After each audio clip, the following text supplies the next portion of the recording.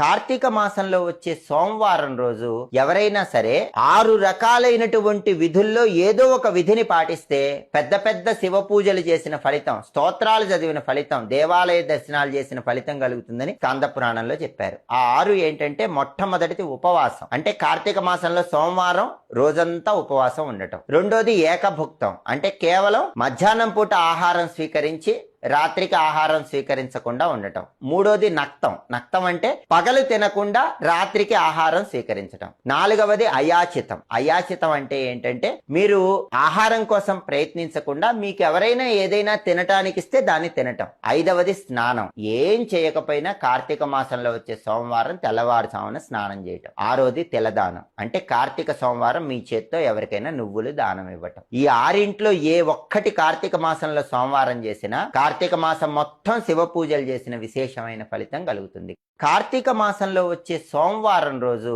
ఎవరైనా సరే 6 రకాలైనటువంటి